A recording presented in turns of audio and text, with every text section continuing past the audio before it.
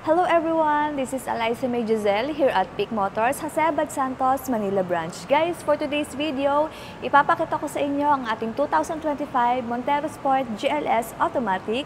Guys, today ipapakita ko sa inyo ano nga ba ang meron pagdating sa exterior, interior at features nito, kung bakit nga ba sulit na sulit bilhin si Montero Sport GLS. Tara guys, samahan niyo ako. Ayun guys, start tayo sa headlight ni Montero. Equipped na siya ng LED DRL with LED projector headlamp.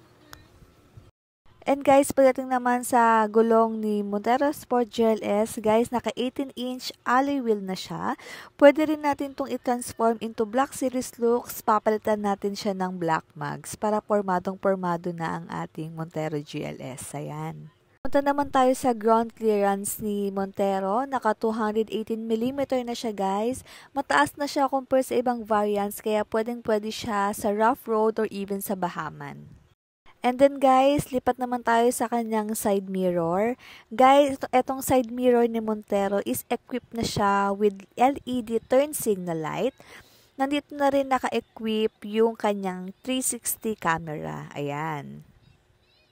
And then guys, pagdating naman sa door handle ni Montero GLS, naka-KOS na siya or Keyless Operating System. Ang benefit nito guys, mabubuksan nyo na siya without using your keys. Yan. Pindutin nyo lang po yung black na button na yon. At ito guys, pagbukas nyo ng pinto, may makikita kayong control button para sa apat na bintana. Mas madaling ma-access to the driver and naka-child lock na rin siya para super safe siya sa mga bata. And then guys, ito sa gilid, meron na rin siyang control panel para sa side mirror. Ayan. Pagdating naman sa steering wheel ni Montero guys, naka-leather wrap na yan. Kaya super comfortable na siya i-drive. May mga buttons na rin dyan na very convenient gamitin dahil may cruise control, may voice command, or even answering your phone calls guys. Hindi ka na mahihirapang maghanap ng phone mo. I-click mo na lang dyan sa button na yan at ayun na, di ba? Sobrang convenient gamitin talaga ni Montero GLS. And then guys, pagdating naman sa upuan niya, kung makikita nyo, may dalawa dyan na button. Yan. Na-adjust yan guys. Depende sa gusto nyo, kung gusto nyo malapit or gusto nyo naman paatras. Ayan. Pipihitin nyo lang siya. Ayan. Very convenient talaga at relaxing, di ba? And then guys, ito na rin ang ating automatic transmission. Ayan, makikita nyo rin dito ang ating adjustan ng aircon. Ayan, dalawang button na yan. And then, may 2 cup holder and may armrest with cabin area. Lalagyan naman ng tissue.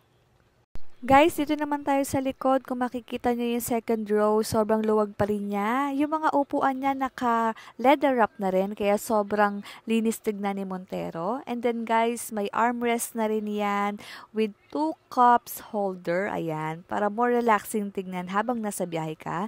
And then guys, meron na rin si Monterong charging port. Ayan, eto.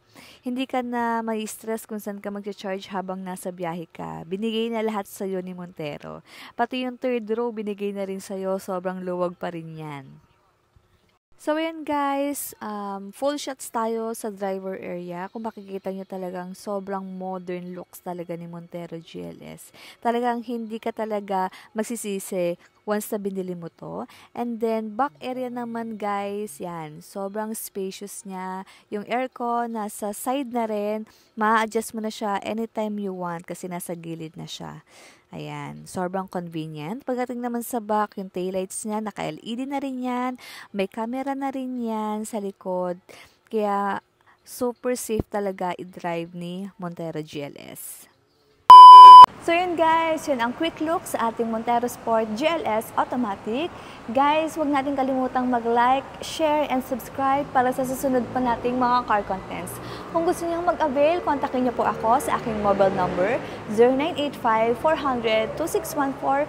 Ang aming branch po ay located dito sa Peak Motors, Jose Abad Santos, Manila Branch. Yun lang guys, bye!